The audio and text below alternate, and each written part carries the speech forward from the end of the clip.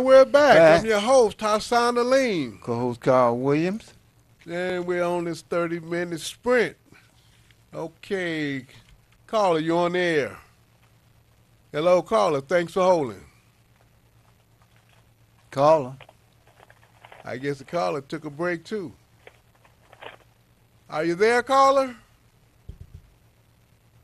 Well, maybe they just go to the next one. Caller, you on the air. Good morning. Good morning. morning. How are you?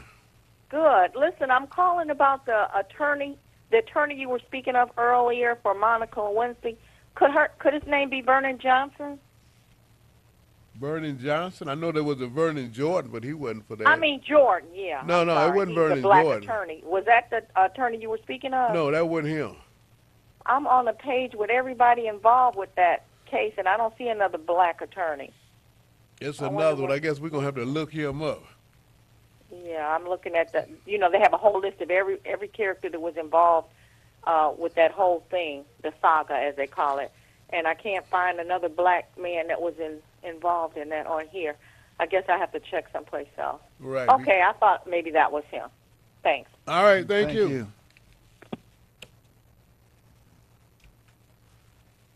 Hello, caller, you on the air? Hello? Yes. Good morning. Good morning. How are you? I'm good. How are you? Fine. I'm calling in. I don't even know if you spoke on this as far as the harassment cases going on in the news lately. You may have already spoken on this. I don't know. But, and I've called other shows because I find it amazing that we're taking our eye off the big picture to concentrate on white women who were molested 40 years ago. Okay, I don't think, I mean, there are hundreds of rape kits here in Detroit that have not been processed for black women. I don't think we should be taking our eye off the ball. It's a trick. I don't think we should be taking our eye off the ball to concentrate on what happened to white women 40 years ago.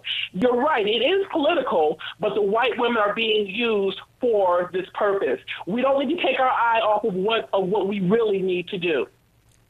Well, Thank you you're for taking right. my call. Thank you for making it here. You're absolutely right. It's a diversion. She's absolutely right. It's a diversion tactic. And they're going to pay a high price because now they locked them out. There's no, as the saying go, it's hard for women to reach through the glass ceiling where they replace the glass with some Teflon. so they're not getting through there at all. They're not getting through the ceiling at all. They just cut their own throat. Well, they didn't know what they were doing. No. Hello, you're on the air. Good morning. Good morning. Good morning. Yes, this is one of the young bloods that call in. All right, young I blood. got 3 questions. Go right ahead. And I'm going to do some follow-up research on it myself.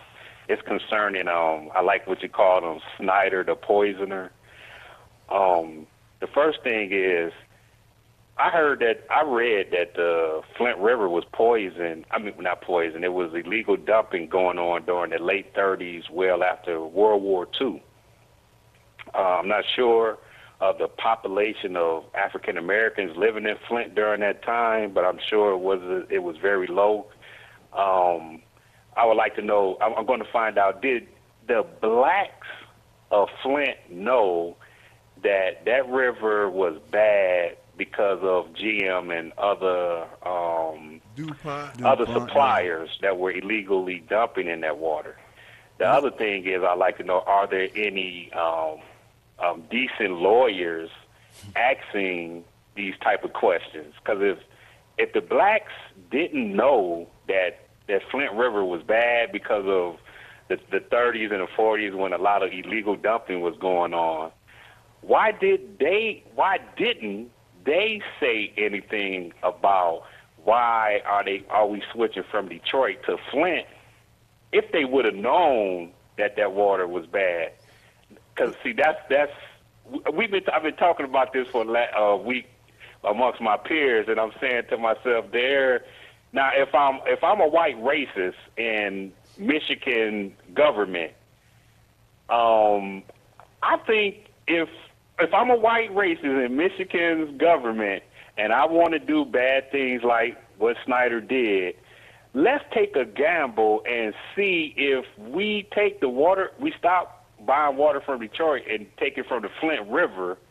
If the blacks do not know that this water been bad since the 30s and the 40s, then we would have no problem poisoning them.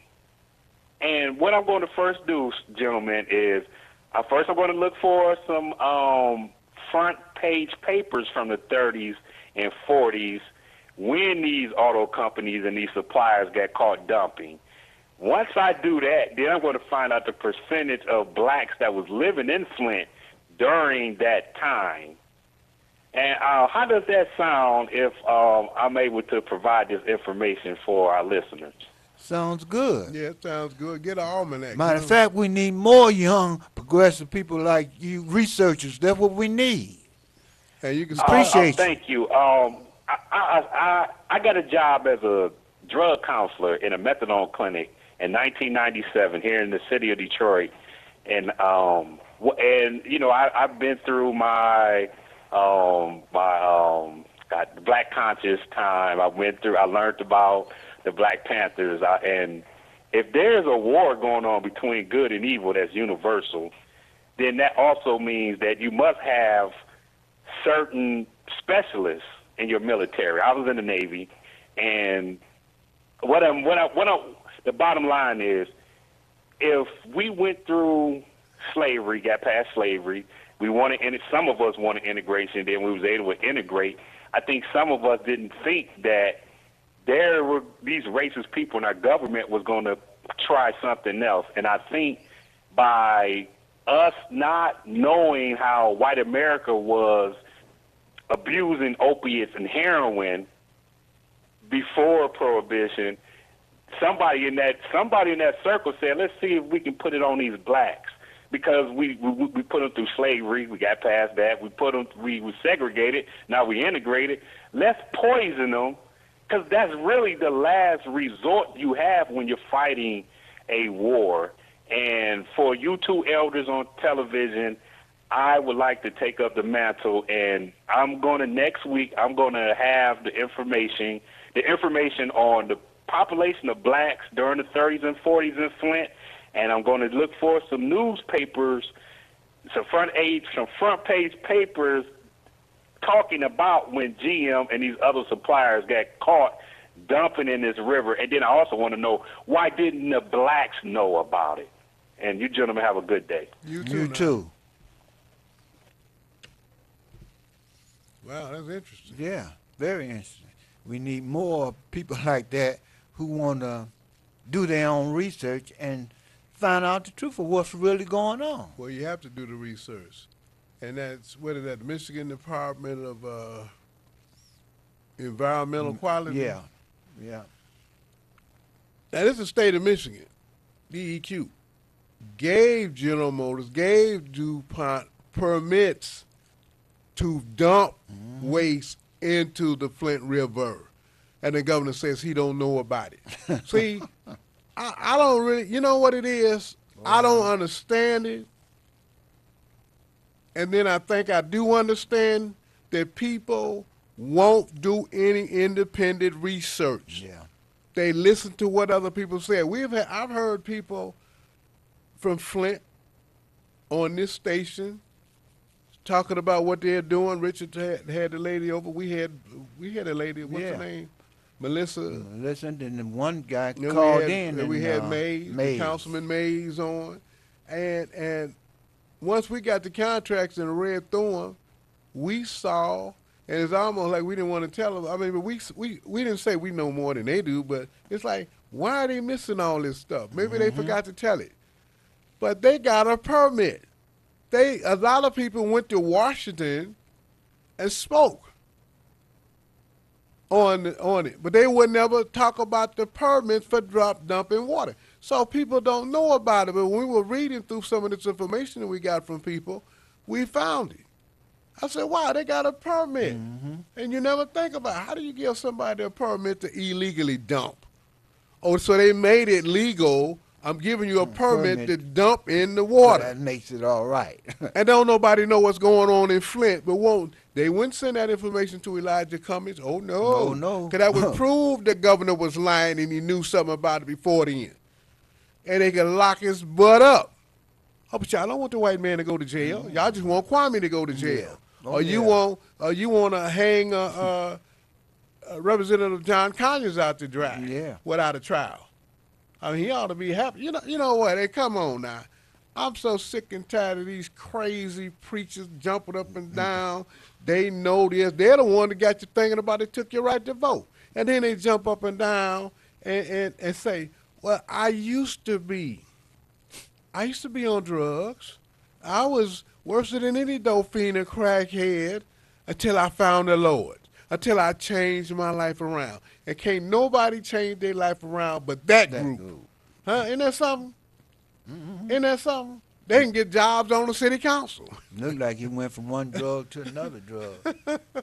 And they never tell you anything. And they want to act like everybody in the Senate, everybody in Congress, something wrong with them. Maybe. There might be something wrong with them. Like but something wrong but with they should get a hearing, which we don't get a hearing. These people that said they seen life on the bottom, rock bottom, they seen all these hardships. They believe in the higher power, but they won't open their mouth. Ain't nothing but hypocrites. Ain't That's nothing but all. hypocrites. And they won't. The people in Flint, you talk about did the people know? The callers say did the people know? The preachers knew. And wouldn't open their mouth. They knew first. They knew it was poison. Somebody told them. What you mean the lead's poison? Oh, don't tell nobody. Here, we're giving you the filters. Yeah, we're gonna give you. But the don't filter. tell Don't nobody. Man, come on. What kind of preacher is that? I don't know. I ain't gonna tell you what I've been told, but I don't know. Let's go to the caller. Caller, you on there? Hey, how you doing, brothers? All right. What up, how Seth? you? All right. You know, something that worries me when you look at this country, the North the North won the war, but through the Hills-Tilden Compromise, the South conquered the government. They became, Reconstruction was destroyed, and the South became empowered in the U.S. government again. So, to some degree, the South had its measure of victory. Okay. Then we move, the white races come back in. Then we move to World War II. The United States, with its allies, won World War II, but the Germans, they conquered the government, coming back through the government through this program called Paperclip, according to Corey Good, and he says that they controlled the whole government. And now I was listening to Michael Imhotep yesterday. He was talking about the Republicans got a strategy to get enough states in order that they can change the Constitution. Now, this program called Paperclip, this program leads the whole United States to an alliance with extraterrestrial beings, and this is real. They had a big battle at the Antarctica called it was a program called High Jump, where the United States really got beat by extraterrestrials. But that's you have to look that up on the internet. But the point is that I believe that these extraterrestrials in the United States, of course, the Republican they're going to their aim is to dominate the country again. But we're really talking about dominating the world if you really start thinking about this. And so all of these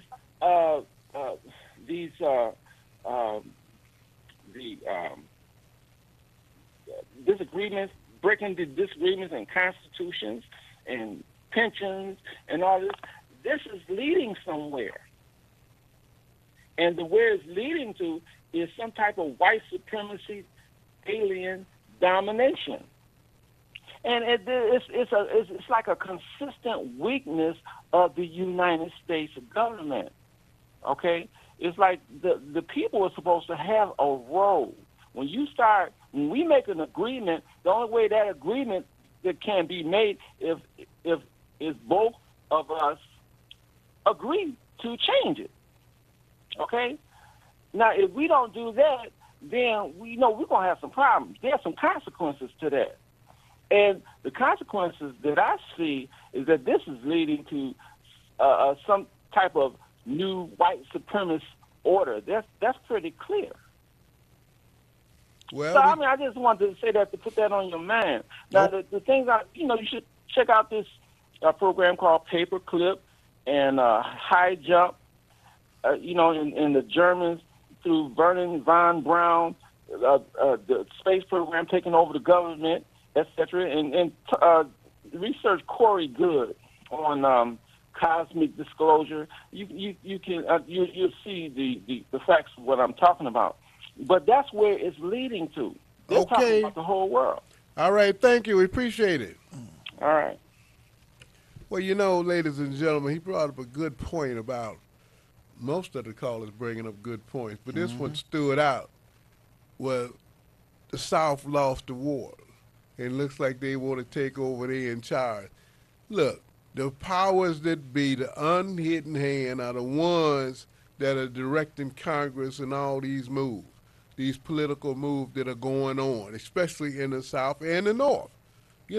But we think they're so great. See, it's a mind thing. They got us in our mind. We're a prisoner, a slave, because we believe everything they say, and most of you get upset when we challenge what they say. Yeah.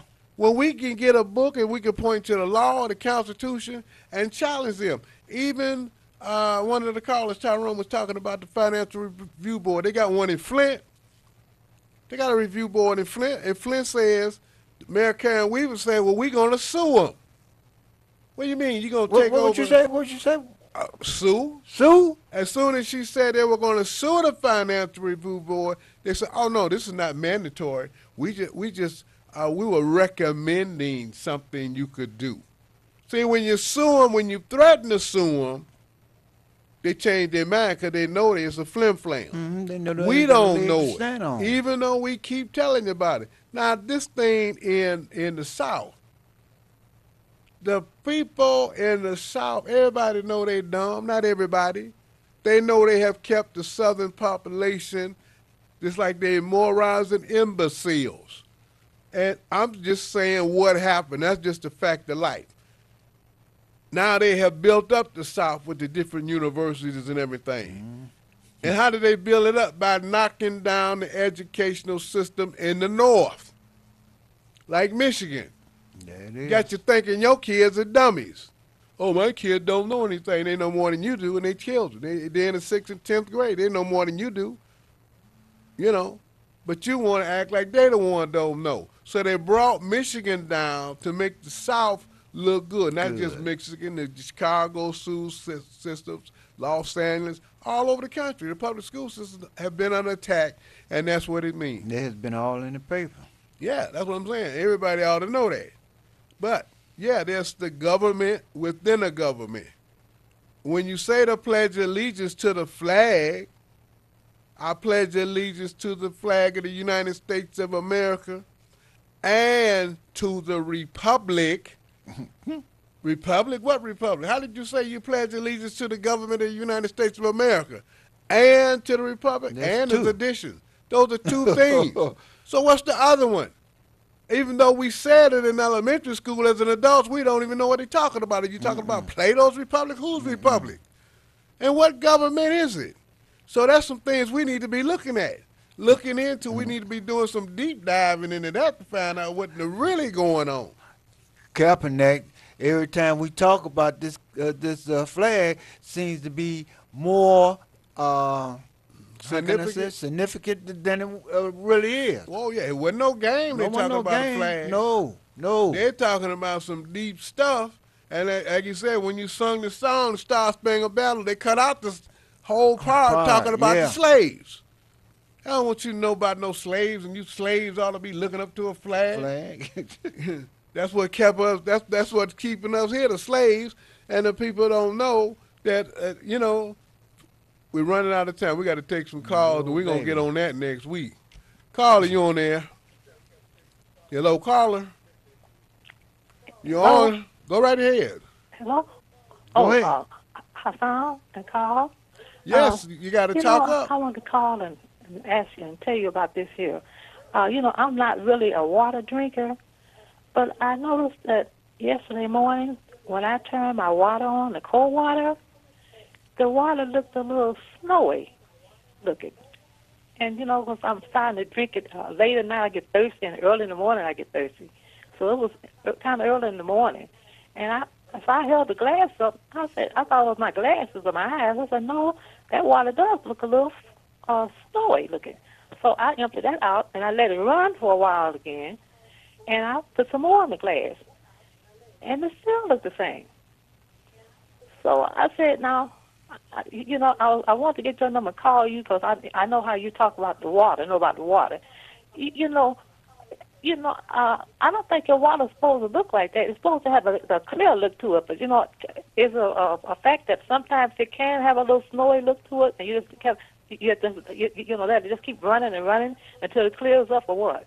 I suggest you buy your water. Well, the other thing is, go take that jar of water that's cloudy to a private testing lab, and then you'll know exactly what's in it, and you can sue them for that bad water. We're not going to do like Flint and wait till it turns yellow and brown on us.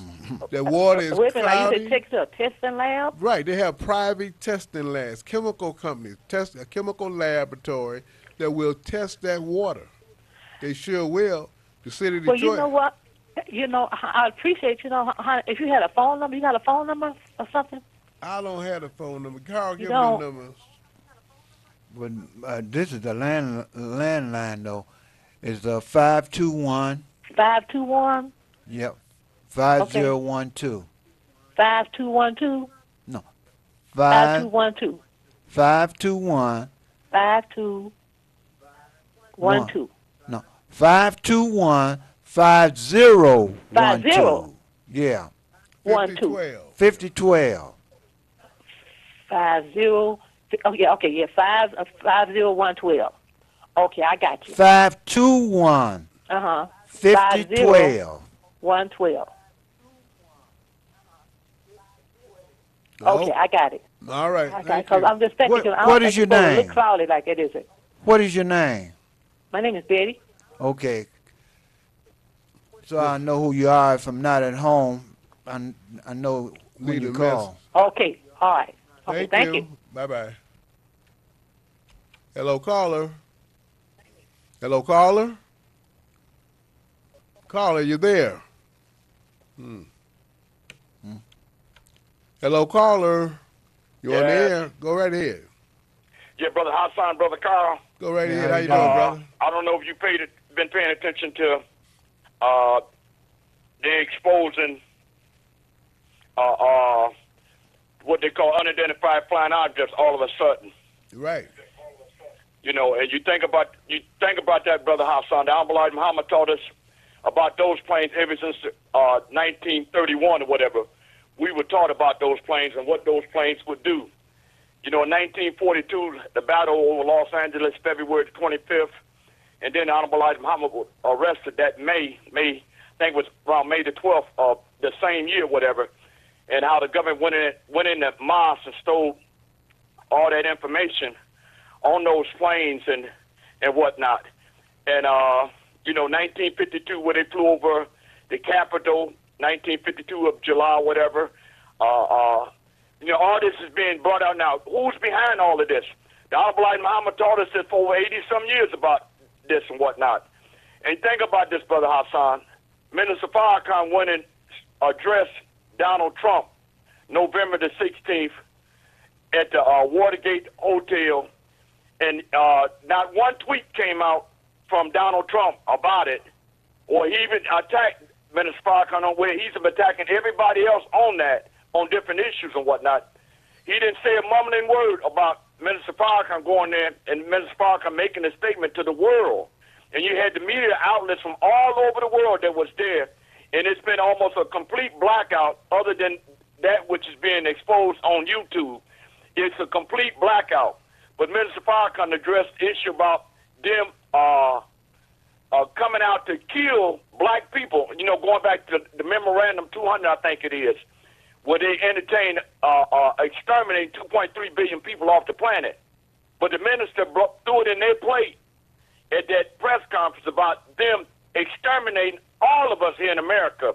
They're in the process of doing that now. And like you say, through the water, through the food, through the air, you know, if the Christ don't step in, we in big trouble, Brother Hassan. Oh yeah, we in trouble. We depend on them for everything. Didn't he say? Didn't you say why nobody said anything about it, especially President Trump? Hey, didn't he say, look at them fires? Yeah. Didn't he say them fires are being set by Almighty God, and you're going to be burned out? And when do you have brush fires in the winter? Don't that make anybody think? How we know what happened in the summer, but in the winter? Come on you're now. absolutely right, Brother Hassan. Yeah, and they burning them out of everywhere. And the rich folks. And Hassan, he made a statement that even all the Christians should look into, and that's the mere fact. He said that the Christ is the Honorable Elijah Muhammad, and he warned the American government and he exposed the American government about their plot to assassinate the Honorable Elijah Muhammad. Ain't nobody said nothing on that. That's right. But well, we got to go. Call us back early. A world attempt to take his life. Call us back early. We got to go. We're down on time. We don't want to go the fastest hour anywhere. I'm your host, Hassan Aleem. Co-host Carl Williams. And brother, call us back early. We have to talk about that next week. Until then, peace. And have a happy holiday.